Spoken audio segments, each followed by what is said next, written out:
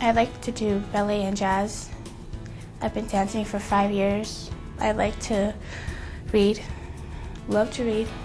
This year I have been inducted to National Junior Honor Society with a 4.0 grade average. One of my favorite activities is a sport, which is football. These children share many things in common. They attend regular schools, play sports, and like to read and have fun with their friends. They are all also graduates of the Presbyterian Ear Institute. Presbyterian Ear Institute was founded on the belief that people with hearing loss can develop the ability to speak and listen with the right mix of oral education and technologies, such as hearing aids and cochlear implants. We're unique in New Mexico in that we offer the only oral environment for teaching children to use oral communication rather than sign language. I think its most unique component is it's truly dedicated group of professionals. They're deaf educators, speech therapists, audiologists, otologists. Choosing PEI was very important. I know where I need my child to be academically to be able to succeed, to be able to do anything that he wants to in life. What makes Presbyterian Ear Institute unique is the quality of its programs. To ensure early detection, the Universal Newborn Hearing Screening Program tests all New Mexico newborns for hearing loss prior to discharge from the hospital. Early identification and intervention need to take place to prevent developmental delays. Families who discover hearing loss can then receive information and support from the Parent-Infant Program. This program provides educational resources for parents and also provides direct intervention to the child. The Presbyterian Ear Institute Oral School provides deaf and hard of hearing children ages 2 through 8 with academic instruction from teachers trained in oral deaf education. The low student-teacher ratio allows children to receive a curriculum customized to their unique needs, as well as one that prepares them to attend mainstream schools after graduation. In addition to the oral school, the Speech and Language Therapy program provides services for people of all ages who have speech and language delays. As technology is a critical aspect of the oral learning process, the cochlear implant program provides severe to profoundly deaf children and adults with a surgically implanted device that opens up the world of sound. In 1987, Presbyterian Ear Institute was one of the initial FDA research sites on cochlear implantation in children. Today, the Presbyterian Ear Institute remains active in furthering technological advancements through the research and education program. Parents have to have the access to all the choices that are available. It boils down to your child learning sign language and being part of the deaf community, or learning to use spoken language. And I think that parents have the right to have that choice. They have to be educated in that choice. The only thing that I would ask is that parents at least take a look at the Institute. If they choose not to use a cochlear implant and they choose to have their child learn sign language, I'm perfectly fine with that. But I think that the parent has to make that choice in an educated fashion, and you can't do that unless you at least come and take a look at the Institute. We came and visited the school. We were told about our alternatives, and seeing the other children a couple years down the road from her, being able to communicate by speaking with other children and their teachers at that point. Why, oh why, sweet potato, why, oh why, sweet potato pie. Good job. And then my dad came in and then he said, Mom, what are you doing with my little boy? And then she said, I'm just tickling him. When Stephen was first diagnosed being deaf, I tend to be very analytical. I want to look at things, give me the facts. I can deal with it if I know what's out there.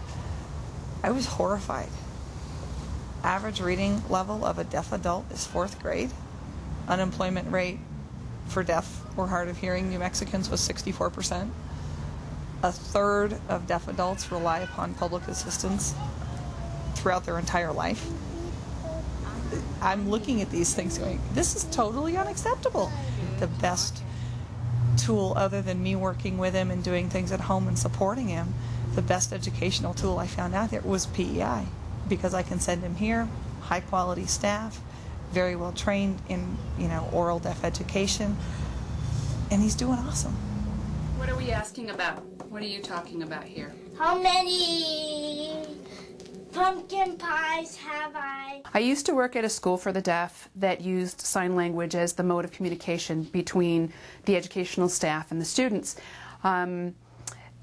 I knew that as an educator, if I wanted to remain in the field, that I had to become knowledgeable about both the sign language mode of communication as well as spoken language and what was happening in oral education.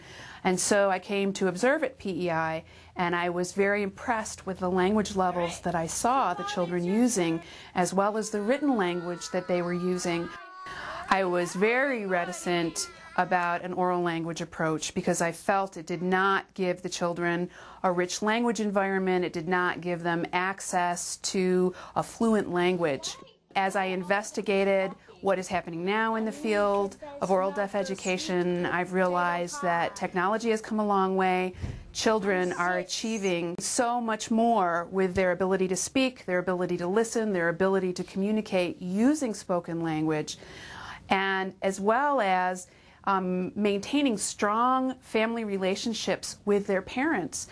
I thought Pilgrim hiding between the trees. Oh, that was much better. Let's see. I was deaf for 30 years. I had never heard any of my 11 grandchildren.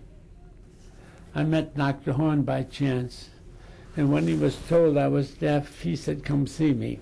I may be able to help you." I was against it because I thought I would only hear scratchy noise, not different sounds.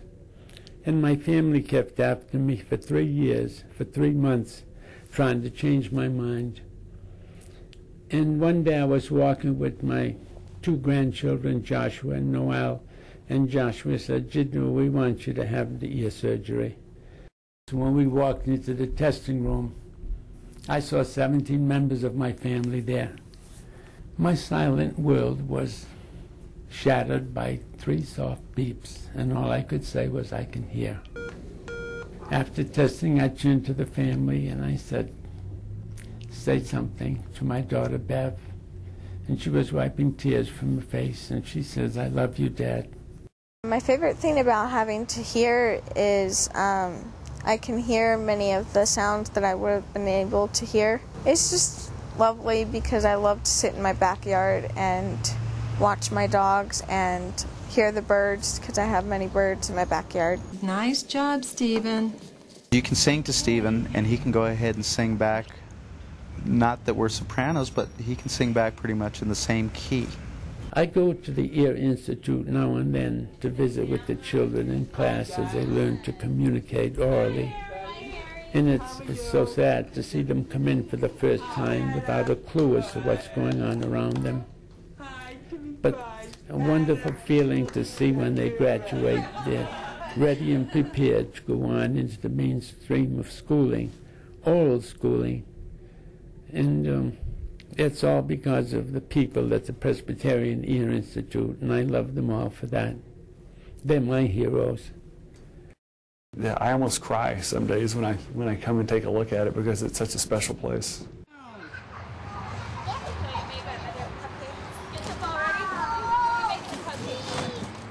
Once we turned him on, it was the coolest thing. This kid, for 12 months of his life, hadn't heard anything. And we turned him on, and he's playing. And then as they went on, he just stopped. And he went silent. And he looked, and he opened his eyes. And at this point, Mom's just bawling in tears because there's something there. We get home after turning everything on. I'm holding him, and I'm just in tears. Like, he will be able to hear me say, "I love him." And that was one of the major concerns, me communicating with my child, Dad communicating with his son, the rest of the family being able to communicate, grandparents and cousins and aunts and uncles, in our normal mode of communication where he's not isolated, he's not left out. He can access anybody at any time because of the technology that we're giving them.